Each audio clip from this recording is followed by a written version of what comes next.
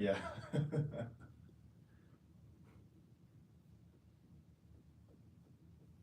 Yeah, just like a quick 30 minutes, and then I gotta go back and code.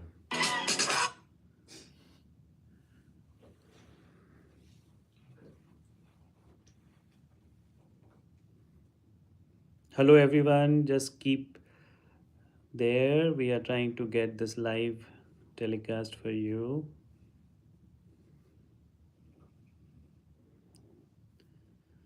Yep, we can see it's live now. Yep, we can see it's live now. Yep, we can see it's live now. Do you want to? Dear friends, let me come here.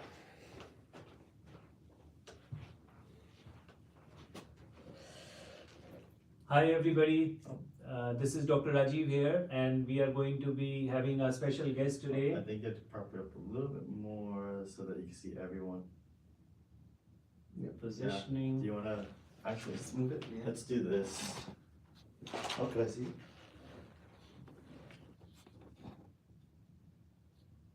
You're sideways. Yeah, would it be okay if it's sideways or? Yeah, I'll be moving out, so two of you will stay. Okay, okay. So I'm just introducing you, right? Sounds good.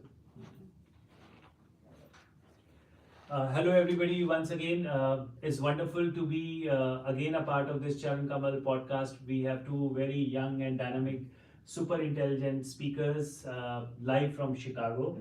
And we are going to listen about the technology they have created. So maybe we'll have a quick introduction from both of them, and then we'll get to the point of coming to the MedTech and what the experiences are, what they have created. So do you want to tell the audience about yourself? So I'm Jason Wong, and this is Vagish. You can't really see him. Hello. Okay, let's move on. Yeah, Move that's closer. peeking. Yeah. There we go. Oh, look at this. Very perfect. More space. Yeah, gritty entrepreneurs, right? Yeah, and this is Vagish. He's an engineer, and I'm kind of the project manager. Right. And what we do is we make assistive devices for patients post-stroke. And how it works is we use muscle signals to basically control the actual device. So it's kind of like an Iron Man suit. And when you flex up, flexes up with you, giving you extra strength. And then when you relax, it also relaxes. And there's no button or anything. You just have to move your muscles, and it works. Thank you. So that's a quick introduction. A lot of you who are not very aware about the medical technologies will go slowly about what he just said. Do you want to give your introduction? Where you're speaking from? What's your educational background? So you can connect to the audience. Sure. I'm a student at the University of Illinois, but I have a background in mechanical engineering. So I'm building out the device. And if most of the viewers are from India, I'm actually an international student. So I studied in Bangalore. Okay, so now the stage is for these two young dynamic leaders. The spotlight is on them. And let us now start the podcast. So, if you have your instrument or whatever you have created, you want to go along or slowly tell the audience, please feel free. This is also very interactive because our purpose is that other students across the world, if they're interested, they can join you or they can be part of your group. So yeah, you can break the topic and slowly take them through. Yeah. Yeah. So kind of how we started out was we started out doing research in brainwaves, brainwave analysis. We were computational neuroscience, and then we realized that this process would take way too long, and it would be like tens of like decades and lifelong work to actually get this going. So we decided to basically pivot to something that was a little more product driven, and we've done a good job so far dealing with muscle signals as well as actually engineering the product. And if you want to talk about that a little bit, No, yeah, absolutely. We don't have it on us right Yeah. now, but I'll kind of demonstrate, I guess. It goes around your arm. It has mounts on the bicep and the tricep. And there is a motorized system that goes just behind your elbow. And what happens is that as your bicep tries to contract upwards, so primarily our target demographic is stroke patients. And with stroke patients, what happens is their arm is weakened. So as they're trying to lift their bicep up, we want to assist them in lifting so they can actually carry things, whether that be their grandchild, a mug, something to drink tea out of, it's stuff like that, right? All of these things are like large gaps we see, especially with rehabilitation in the modern day, and we want to kind of fill in that space. Hmm. And as like we went on and started designing this device, one of the biggest things we wanted to do and keep in mind was human-centric design, which is basically designing not only to the human body, but also to the needs and the problems of individuals. So in our demographic, they run into a lot of problems that a lot of conventional means of treatment and rehabilitation, you know, basically keep them from actually participating in effective rehabilitation. So when we were going through the design, each nook and cranny, we were like, okay, this is the design, these are the pros, these are the cons. Are the pros good enough that the utility that patients will get from it is worth implementing, or is it not? So that we can kind of fall back to more conventional design choices. So there was a lot of like back and forth and like almost like Venn diagram type thinking Exactly. of trying to make not only safe design, but also effective and functional. So some of the comments which have just come, we have more than 10 people on live. They really want to understand the disease you're focusing, because a lot of people are not from medical background. Yeah, sure. So if you can just break down slowly, because you don't have a picture to show in front Mhm. of you. So just slowly tell them what is your device, for which disease is it, Mhm. and what are the plans. So can you tell Yeah, sure. slowly? Yes. I think you have put the picture on the poster. Mhm. So those who are watching this live telecast, can you see the picture on the poster to understand what they have created? Yeah. So basically, what we've created is something that, once again, as Vigesh said, goes around the elbow, and the whole purpose of it is to deal with a disease called, or more like a disease called condition, yeah, condition called a stroke. And how a stroke works is basically there's a blood clot in the brain, and this is kind of more random and arbitrary. It's not something that you can really account for. And when that blood clot happens at the brain, it affects many things about your day-to-day function, right? Whether it's your arm moving, your ability to speak, your memory, things like that, right? And one of the most common side effects of a stroke is something called hemiparesis. And hemiparesis is when one side of the body goes a little numb and doesn't work nearly as well as the other side of the body. It's almost at a dysfunction. And so when a stroke patient ends up trying to move their arm, they can it kind of affects them in different ways. The one way is spastic, which is the muscles are contracting too much and they can't control the ability to relax it. Flaccid, which is the opposite. The muscles can't contract, and you have a lot of trouble actually controlling that contraction.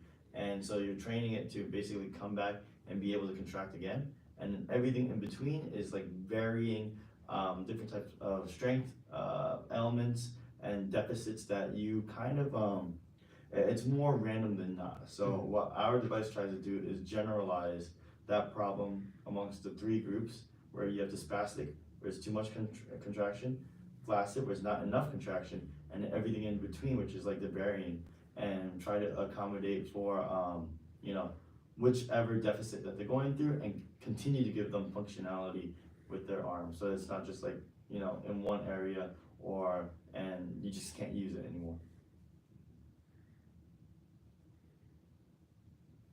Mhm. That's, And that's basically the gist of it. Yeah. there is, I mean, obviously, given the nature of what we're working on, this is also expanded, it expands beyond strokes, right? A big idea for us is that we want to help with rehabilitation, which means that after strokes, there is sometimes a chance that your muscles can actually regain their strength.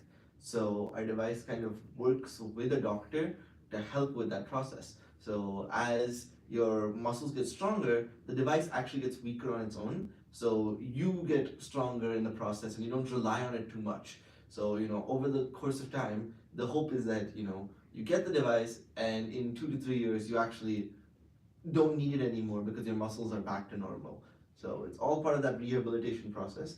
Now, for some people, there is no scope for rehabilitation, meaning their muscles will never regain all of that strength. And for them, it'll be a more long term kind of orthosis or prosthesis where they wear it for a very long time. Mhm. So Dr. Vishal has sent hello to you. Kimberly Jackson has sent hello to you. Hello. So people are sending. Can you grab the camera and show a little bit more? Very good. So let's learn something common, right? So when we come into the field of medical technology, can you take us through the journey for people who want to be part of medical technology? Wow, I mean, It's we're. Hello? technical difficulties. Amazing. No, we're 100% still learning this process. It's Mhm. not an easy field to be in with so many regulations. Such a difficult user base is the really important one. You know, think about giving your grandparents a smartphone. Now imagine giving them something like MedTech, right? It's you have to design very, very intentionally, very, very carefully. And in terms of getting into the space, a big part of it is we've been very lucky along the way. We've Mhm. gotten some good grants. We've gotten access to MHub, which is a great maker community. But if you have an idea, the top recommendation I have is just go and do it. Right? Bite the bullet, just try it out. See what happens, see if you can actually get some traction, talk to people who you might know in the medical field, see what problems they have. A lot of it is you want to start getting that ball rolling Mhm. and you want to try getting some pivotal, non-dilutive grants, try getting some funding to get your prototypes out. And once you have some interest, once you've garnered some attention, that's when you can really start thinking about the upper end logistical things of what is manufacturing, what is distribution going to look like, how are you going to build out a medical advisory board. These are much higher level questions that you can only answer once you've actually built that first prototype out. Yeah, and as a position of being a student, that actually helps a lot into infiltrating the space and really getting to explore what's out there. So like one of the best recommendations that I would have is like talk to your teachers, have them, consult your teachers, and they'll give you a lot of tips of how to like get started because like this space is very high barrier of entry, which means that's really hard to get into, right? The average person can't just be like, hey, I want to do med tech right now. Yeah. Especially hard tech, that's even harder. Yes.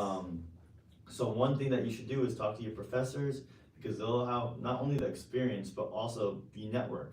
Because as you keep talking to people and you respect their time and you're very courteous and you ask for good advice, you'll be able to like really maneuver around the space. And for us, like how it happened was we started as a student organization doing research, and then we had talked to a few professors, and then one professor was like, hey, I like where you guys are going. Let's send you guys over to your university's entrepreneurship ecosystem, basically. And he got us set up and in touch with a lot of people there, and they were able to further accelerate us. And we joined some programs like iVenture, and that was able to really project us from being like a just idea to an actual business. So that's one of the biggest things that you want to keep in mind. Like take it step by step. You don't build Apple from scratch. Yeah. You start with smaller things like asking your professors for help, and then asking your alum for help, and continuing to further understand the ecosystem and how everything works. Right, I've got one more question here. Dr. Vishal Kumar is asking, can you show a little bit about the understand us about the atoning muscles? Basically, he wants you to maybe show on them like how your technology is going to help on his hand, what your technology you're creating because people want to see, they want to understand. So can you give them a kind of a If idea? we could paint like a video or a kind of picture, that would help so much Yeah. right now. Yeah, if you look at the picture Yeah. on the actual front, right, you'll see that that is a model of an arm, and then there's like a little device on this elbow area, right? And then how it works is basically this. So say I am, a stroke patient that has tonal issues with contraction, right? I'm spastic, right?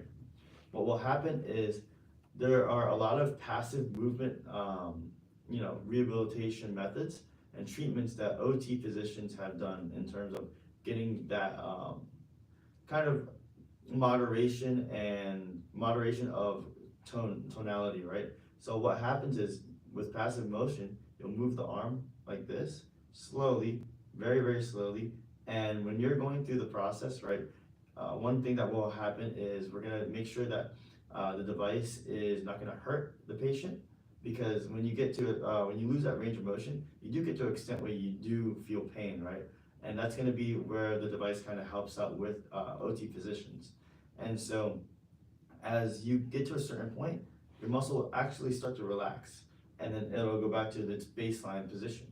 And then if you do that over and over and over again, what you're doing is building the mind to body connection again, right? Because what happens with your brain is when you have that blood clot, it messes up with some of the neurons. So what you have to do is train your brain again to constantly do these motions so it can recognize, hey, my body wants to move here, let's connect those neurons back again. Because as professors and doctors will say all the time in neurology is, what wires together, fires together. So what we're trying to do is make sure that these motions fire together again, so they can rewire, and then that's how you kind of accelerate through the rehabilitation process.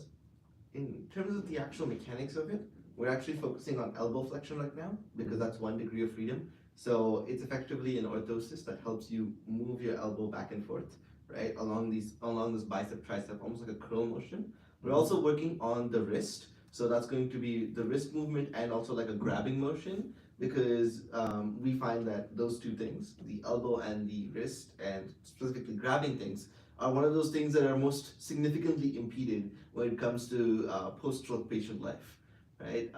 Things like trying to open a doorknob, or pick up again a teacup or anything, right? That's a huge kind of gap that we see, and giving people that independence or restoring that independence has been a big part of what we've heard from patients specifically, and even nurses.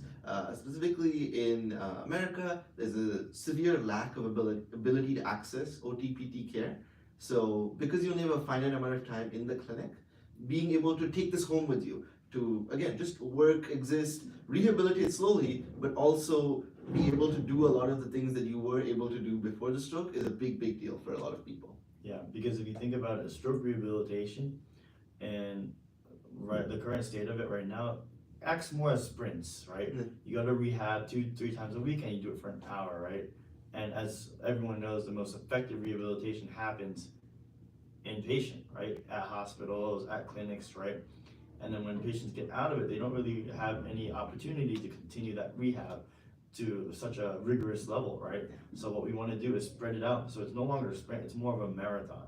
And we want to make it as seamless as possible for patients so that they aren't deterred from using it. Because at the end of the day, another problem with outpatient and rehab at home is the fact that people aren't consistent, and they just don't do it enough because they're not incentivized, or it hurts too much, or it's too much pain, right?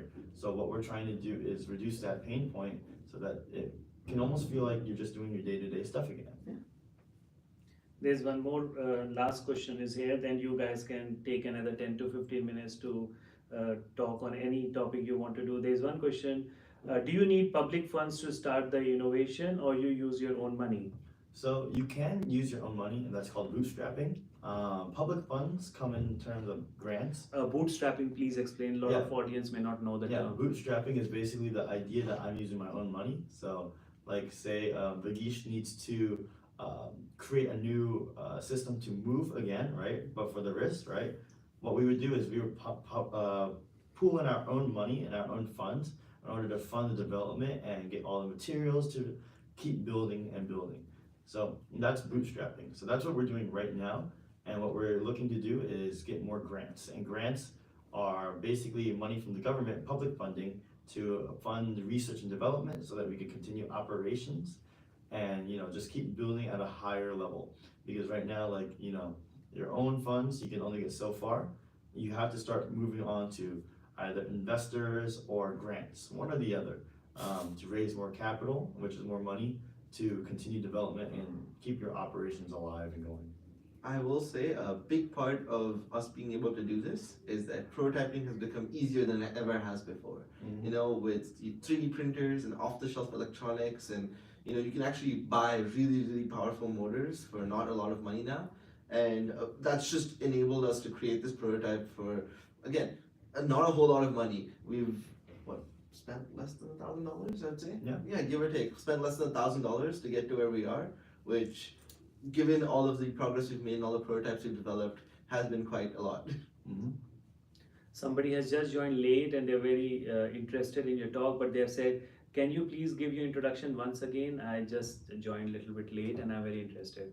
Yeah, I'm Jason Wong, a co-founder of Second Chance Innovations. We make assisted devices for patients post-stroke, and that uses muscle sensors and signals to accelerate and create a more optimal path for rehabilitation. And this is Yeah, I'm Vagish. I do more of the design, the mechanics, and the kind of prototype development in the company. I'm also a co-founder. Yeah, so yeah, this is a good platform for you to connect. I think I have had all the questions taken for you.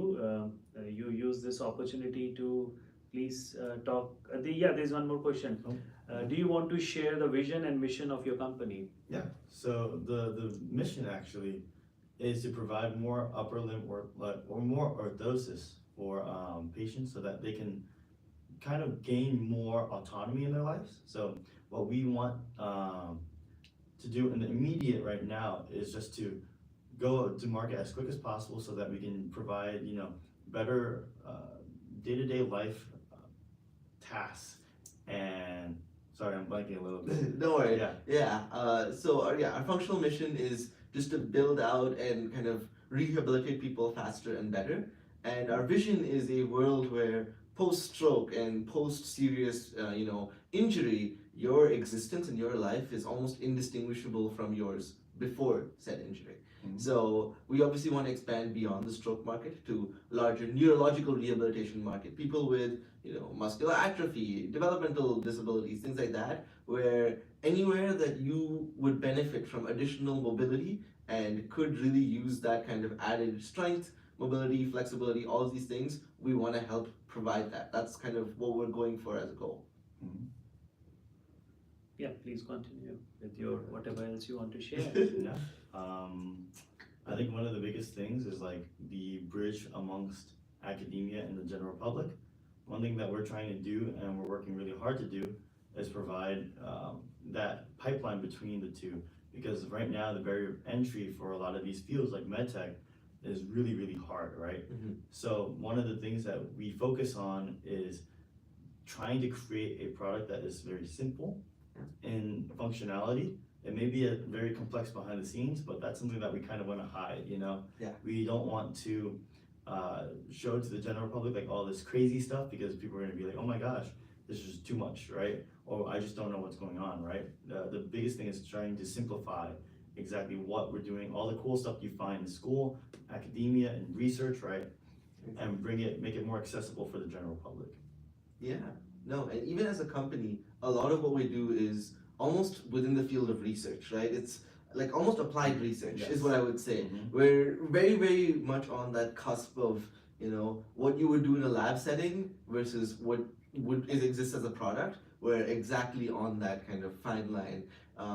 Lots of I know we're gonna be returning to campus and doing a lot of research, hopefully. We're gonna be getting a primary investigator. There's a huge kind of pathway we've set up to get a lot of this traction we need, whether it be from doctors who are interested and also from regulatory bodies who want to see research done on your product and see so and so kind of efficacy like kind of statements and proofs, right? All of these things that as we're kind of building out the pathway, we're really excited to do in the upcoming months. It's going to be a long process. I think it's going to be at least a year and a half or two before you're actually going to see clinical trials, or maybe even see this in place in testing at a PT clinic or a hospital. But over that course of that year, I'm sure our product is only going to get better. We're going to develop more and more kind of additional modules to it, and I'm sure we're going to gain more traction. Exactly. We're hoping that we can actually build this out to almost a fully fleshed, patient-ready device very, very soon. Yeah. Wonderful.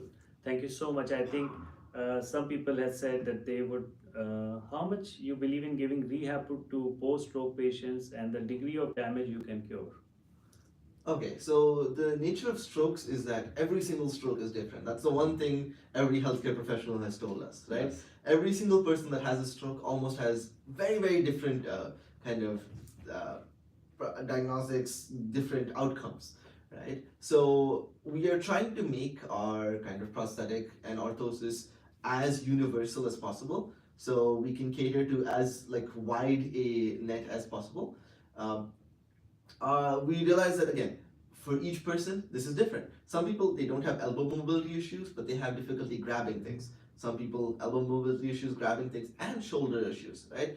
So with all of these kind of differences, a big part of it will be making our device as adaptable, as kind of flexible.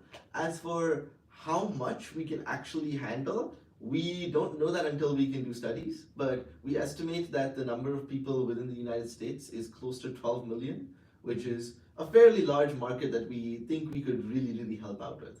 Yeah, of course. Yeah, it's kind of like threading the needle with like different value propositions and incentives of why like people would take out our device, right? Like especially with patients alone, right? The fact that strokes are so radically different, right? We need to come up with a solution that can generalize to that giant population. And sometimes it's very simple, like hey, like reduce the amount of weight, right? That they can onboard, or hey, add the wrist thing. But sometimes they're a little more complex, like oh, this person's body's a little bit like abnormal, right? Not uniform, and we need to accommodate for that so that it's when they put it on, it's very comfortable. Yeah. So it's a lot of like very nuanced problem solving that we need to incorporate into one device, one product. Some curiosity, at some stage, do you want to show the audience your product in the future, or because of whatever you mentioned about regulations, was there any particular reason you did not want to show the product to the audience, or in the future you think you want to show the product? What's your because audience are new and they are very not in the I think for you it's the first podcast, right? No, Second. the Second. Actually, No, the- related to this particular product. Yeah. You have done something before? Oh yeah, Yes, we've done yes. 2 other podcasts. Right, so maybe you can leave the links so people can see Yeah. your product there. But Yeah. they're just curious. Would at some stage you will be showing your product in the future, or Perhaps, what's yeah. your ideology around Almost definitely, we do have a website where we will be posting whatever public-facing photos we want. A big part of it is that our prototype is currently disassembled right now. It's in pieces, so if we brought it on, it would be more confusing to explain yes. than. I think the audience wanted to know, is it because of the regulations? Are you allowed to It's show? not regulations.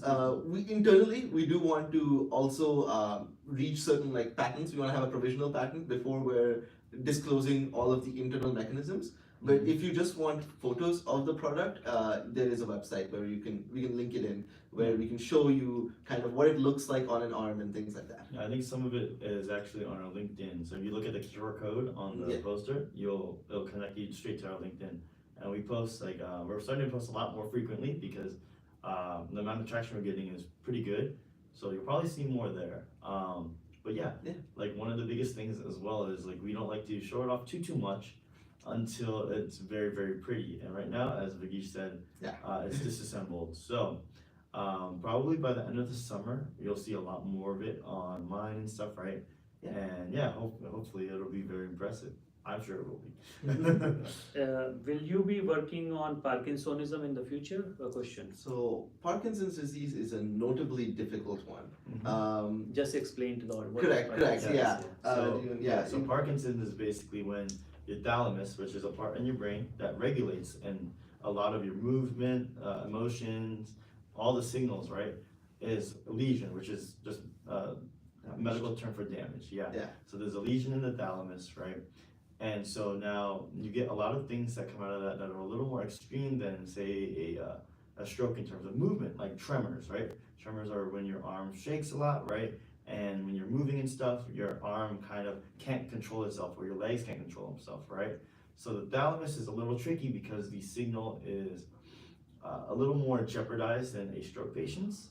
And so when working with that, we need to accommodate for a lot more. We do plan to maybe, if we can in the future, and with enough clinical research and data to make sure that what we're doing is safe, right, take on Parkinson's, but that might be way down the line. That's something that I can't see in the next few years. I mean, just to simplify what Jason just already mentioned, with a stroke, your muscle signal is good, but your muscles are weakened. With Parkinson's disease specifically, your muscle signals themselves are erratic, which means that they're going in all kinds of directions. So when we try to read from those signals, we are going to get kind of crazy data, right? Because and trying to work with that data, trying to process it, requires a lot more, overhead processing power. And also the risk of putting anything on someone with Parkinson's is if they jerk their hand in a direction that the prosthetic isn't going, it could hurt them as well. So just out of our own interest, out of keeping this as safe as possible, we're starting off with strokes. But yes, it is a very, very important disease that we do want to tackle at some point. One more question. What is your message for young innovation students or youth who are into MedTech? What is your message for them? I think the biggest thing is just, as Vicky said earlier, just try, just do. I mean, I think the biggest thing that we have a problem with in general, just people, right, is the fact that, you get really anxious at the site. Am I doing this right? Am I gonna fail? Am I gonna win? What's gonna happen? People like to overthink a lot, and that's very easy because, it prevents you from actually doing anything. So, well, I think both of us can agree on is just jump into it, talk to your professors, talk to alum, reach out to people and build, try to do your research on the side and get a good understanding of, the problem, the patients that you're working with, right? And, when you come to the professors, be like, hey, I'm very passionate about this. I care about, dealing with whichever disease, whichever ailment that, or condition that, you feel most, it pulls you the most, right? And just put your heart out there, I think. And the journey's tough. It's very tough. But at the end of the day, like if you can help one person, it's worth it. It's worth it, yeah. Another important note is, as students, you're afforded a lot. You have access to some of the smartest minds in your professors. You have access to people that are willing to listen to your ideas. You have access to student resources, whether it be makerspaces, if you're working in the same MedTech industry. You also have access to a lot of other students. So when you're forming a team, try and pick out, complementing interests of people that are passionate about the same issue, but also have the skills required to kind of flesh out the entire body of your problem. Just a general question. A lot of students have joined from Afghanistan, India, developing countries. They want to just get an idea. Is it possible to be in the field of MedTech when you're not surrounded with such a good ecosystem? You are talking from Chicago, in US, where you have, as you mentioned, like-minded students and there's an ecosystem. What is your, you haven't worked in those systems, but from intuitive understanding, can MedTech thrive in those parts of the world where the technology is really not there and people are interested? Does this kind of podcast, you think, help somebody? Do you think this podcast is enough to motivate people? What are your thoughts? So from India, I guess, because I have some perspective on that as an international student, it will be trickier, I will say. Yes. Right? The students, the audience want the honest feedback. Correct, because that's what, if they are landing into something, they want what's the difference you saw when you came as a student from there compared to in the US? Yeah, there's a lot more of a research focus here, right? From what I've seen is a lot more of the universities are willing to try things out, research, and they have the kind of financial window and backing and also the kind of expertise there to make it happen. But if you are trying in these countries, you have something working for you and something working against you, right? In terms of working against you, it tends to be a little bit harder to get access to these resources, whether that be in India or Afghanistan or wherever. But you also have a lot fewer kind of regulatory hurdles you have to step through, right? If you want to test something out, you can test it out a lot easier in India than it would be to test it out here, right? So, again, that first couple of steps is a lot harder there, but your steps, maybe 5 to 7 is a bit easier there than it would be here. And in terms of, again, a big part of it is just trying. It's, again, an uphill battle to kind of connect all these people and connect all the resources necessary. But if you have a really good idea that you're passionate about and you can get a couple of people excited about that idea, if you can get a doctor excited about that idea, that can make all the difference, Try seeing if you can get medical professionals specifically, because if they're behind you, it gives you a sense of legitimacy and also gives you kind of the motivation and the access to the people who you can actually help. And then to add to that, like the kind of mindset you should have is not to be, cutthroat. I think that's like the one thing in terms of like in a hostile area, right? In terms of no ecosystem, right? That's what I mean by hostile, right? Like you want to kind of go in like very optimistic with a lot of passion, with a lot of heart, right? And be willing to, because you're at a stage where you're kind of the pioneers of your own community, Yeah. like you want to start with a good foot. So like it may be tough and it may be really brutal, but if you keep a smile on your face and you're caring for everyone in the community and compassionate for all the people you're working with as well as working for, right? Like I think that persistence will take you miles, and people will be more willing to help, more willing to, just be there for you, and vice versa, right? That's kind of in terms of what we've seen in this community, like what makes this ecosystem thrive. It's that good-natured motivation, like that is what makes not only good people but good business as well. Yeah, and I think again, you can also take after us. Start as a student team, right? If you're in college, form a student team, right? You can then start to attract some sponsors. Maybe a local healthcare clinic can give you access to their patients. Things like that could get you some of that ball rolling if you have access to a college's resources or a university's resources. Oh. And there is a very good comment, I think, which summarizes your talk, you're at the end of your talk, which says, I think, it says, Surab Azizi, innovations that bring independence back, which is so true. What is it's a comment. So, what do you want to say about innovations that make people empowered and make them independent? Do you have any perspective on That's what we do. Yeah, That's is what our we do. dream. Yeah. Yeah, like that is, in my opinion, some of the most fulfilling work, right? Like you have to do so much to, you have the set of skills, right?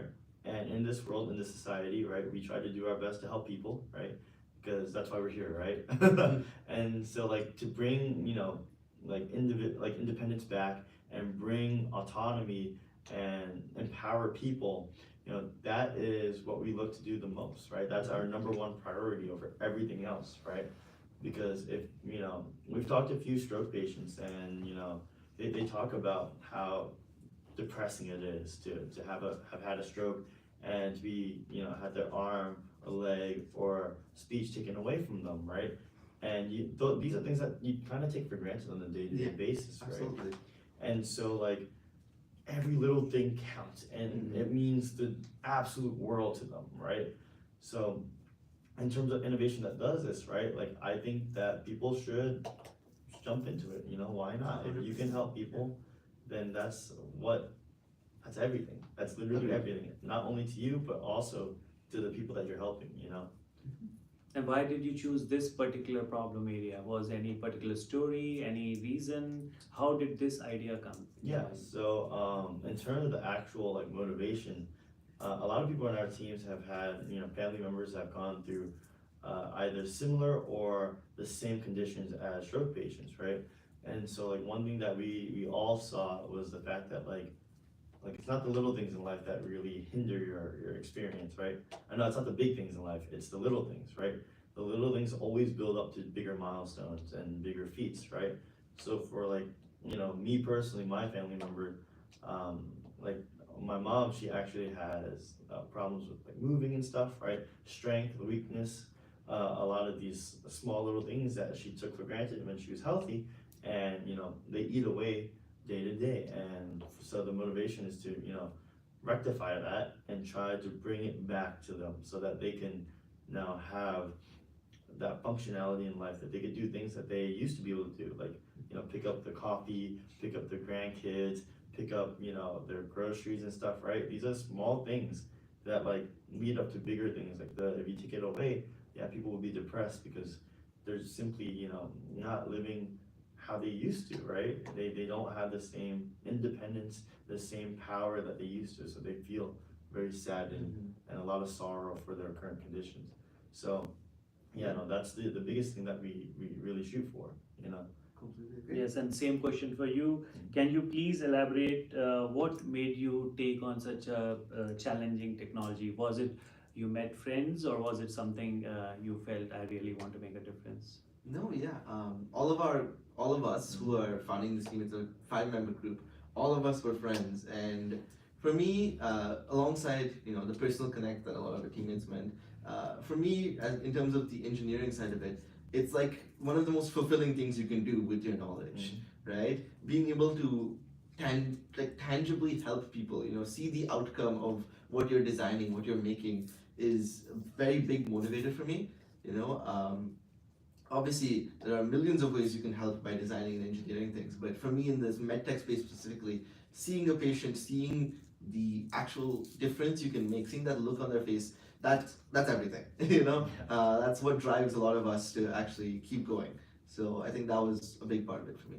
Yeah, I think Yeah. another way to put it is like, like the problems that we have, we like our problems because Yeah. if our problems, no matter how tough they can, bring so much happiness, so much positivity to the people that we're trying to help, like, why stop, right? Yeah. Like, let's keep going, So, yeah. And do you, in your team, do you have clinicians? How do you connect with clinicians? What's your strategy? Your engineering background, your project management. Where is the role of clinicians or nurses or people from the Yeah. hardcore industry? Can you share your experience, how you network So, with them, and yeah. how did you take ideas from them? So one of the big things is like we in the Chicago ecosystem we have talked around. We have friends, parents. We have mutual connects. We have other founders, entrepreneurs that link us to different clinicians and stuff, right? That expertise because if you look at us, we're pretty young. Yeah, exactly. So one of the big things that we do is we consult professionals on a day-to-day basis to make sure that all our assertions, all our ideas are valid and safe, right? Because that's the number one priority that we take in terms of product development, especially. Exactly. And so, like, we have reached out to a lot of different groups that are, what do they say? There's an association for every single thing ever. And so we have reached out to certain associations that are, more orthopedic leaning or for strokes, right? Things like that to basically get their 2 cents because their 2 cents is actually diamonds for us. Like, all that experience we learn from those stories and we learn from the patients that we actually talk to as well that we meet on a day-to-day basis. So in terms of just connecting, like, you talk around, ask your friends, ask your professors, and most likely, like, they'll link you to maybe hospitals or clinics, rehab clinics, right? And that's kind of your gateway into this space, right? Yeah. And once you understand the problem like the back of your hand, then you start building, and then you demo it, and then you keep going from there. Even just talking to patients, people you might know who have the kind of issues that you're trying to solve can be incredibly valuable inputs, right? Because that's the demographic you're targeting. If you're not designing for them, who are you designing for, right? So yeah. Thank you so much for your time today. It was wonderful to have this discussion, and I'm sure audience will like to know more about your technology in the future. Yeah. Do you think this kind of podcast can help people? Do you think this adds value to the medtech space? Is there a reason people should be logging on and listening to these kind of talks? What's your take? Yeah. We are talking more on the educational side. Yeah, I think one thing that one of the biggest misconceptions with like the world is like you see on the news all the big win stories, right? You don't see the small things happening behind the scenes. There are a lot of things and nuances of like different fields, right? That you really don't get a good understanding for. Like even for us, like we talk to like a lot of co-founders or not co-founders, fellow founders, like peers, right, in the medtech field, and they were able to like provide roadmaps, pipelines, problems that they have run through in the journey to be either successful or to survive for another year, right? And either or, those are things that you don't hear on the news. You can't really look those things up. And so, yeah, hearing more stories about this you can kind of get a good idea of how to, get into the field, what pitfalls to avoid, right? And understand like the risks that you have to take because, like, neither of us are multimillionaires putting money into a project, so we're kind of taking a big gamble, big risk on this. So yeah. I think people still are joining, and I know you both are very busy, so we'll just take maybe one or two more comments, and in the future try to, you can leave your how they can connect with you, but two course, questions I'll to take first. First question is: have you guys faced any setbacks or failure during the development? Yes. Yeah. Yes. That is the most common Uh, part of developing anything. Yeah. You are going to be set back. That's the whole point. Mhm. Big part of it is just powering through, I guess. Yes. Being dumb enough to refuse to take no as an answer, and just keep going. Yeah. There's actually a saying, it's fail, but fail fast. Because Yes. when you fail fast, you learn from those lessons. You do it again, you fail again, learn from the lessons, and each time you fail, it's like getting slapped in the face.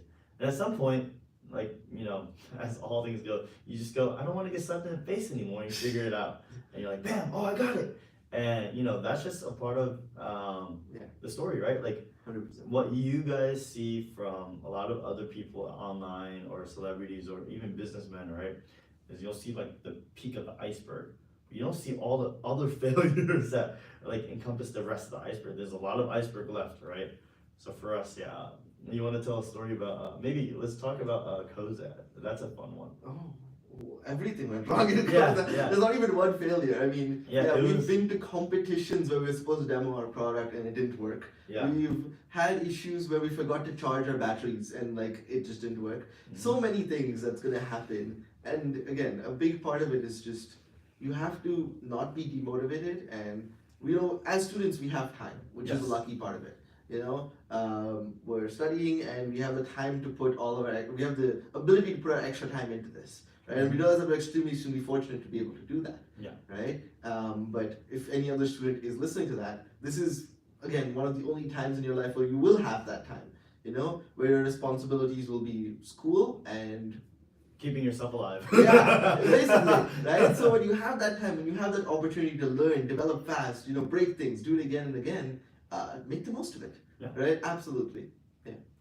Yeah, and then Varun Singh Chauhan, how is this development funded? Yeah, I think this is a very common question. People want to understand about your funding, about your pitch competitions, about your personal money involvement. MedTech is very, very uncharted territory for so many students across the Agreed. world. Yeah. Your voice might help them in reframing how they'll bring funding, what will they, but this question is Correct. particularly to both of you on funding. So funding for right now, we have been using a lot of university resources and bootstrapping a good amount of our development. Please So, tell your again, university. Yeah, so University of Illinois Urbana-Champaign, and they've provided a lot of the kind of machining resources we've needed, right? Whether that be 3D printers, whether that be lathes, mills, things like that. And in terms of all of our kind of internal components, all of them have just been things you can get on Amazon, even in Yeah. India, right? Mhm. We've had stepper motors, we've bought Chips. Yeah, like Galore. we've bought like Arduinos and seed chows, and we've also just been 3D printing a lot of our kind of stuff. So in terms of actual like funding and finances, in our prototyping itself, we've spent maybe less than $1,000, which is a little bit. It's near a lakh, which is quite a bit. But in the scale of MedTech, in the scale of what what people expect development to be in this field, is not a whole lot, right? Yeah. So that's kind of how it's gone. Yeah, I mean, at the end of the day, like when you're early on, the expectation is you're a student. You don't have a lot of money, and so when you're providing, say, a demo, right? If it looks a little more gritty than what you would think, say, I don't know, something like Boston Dynamics would have, right, on their on the front exactly. page, right? That's okay. It can look a little bad, right? Yeah. Because the bet is that you need money to make it look good.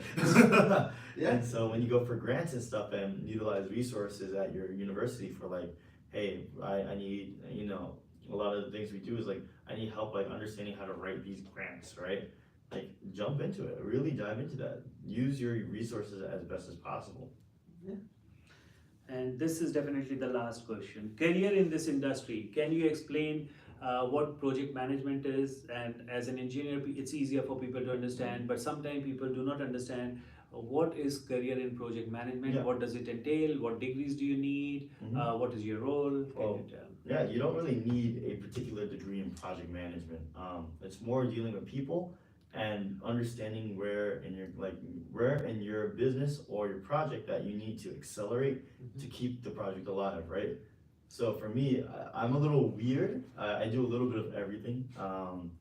I do a little bit of the business, so I have to understand the finances, right?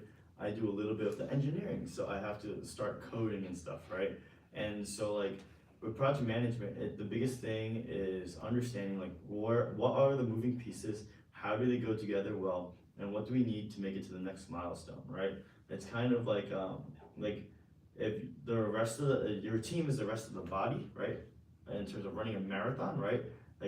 Like Ragish is the legs of the group, right? He's pushing us forwards, right? The business people are the arms, so like, pacing ourselves a little bit, making sure that the rest of the body, the legs are moving optimally. I'm kind of the brain in terms of, okay, how much do we have to use our arms, our legs to make it to the next mile, right? Yeah. So it's kind of like just pacing. It's just pacing a team.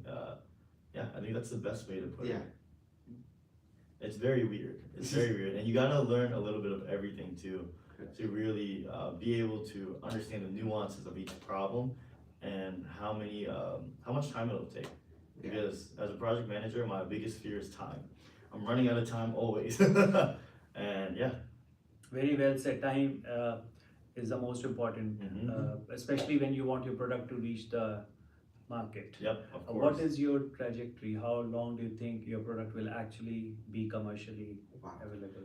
What is in your mind as a project management, like rough estimate? That is a very, very tough question because things are moving on not only the micro scale but the macro scale as well in terms of regulation, like government regulation and funding, right?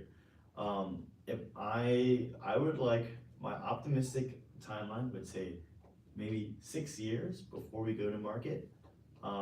I would say that is a very not optimistic actually. It's in the middle. Yeah. Because we need to do a lot of things. Like That's we our need goal. to keep efficacy for the product, which is how well it works, right? Does it work? Do exactly what it says we're gonna do, right?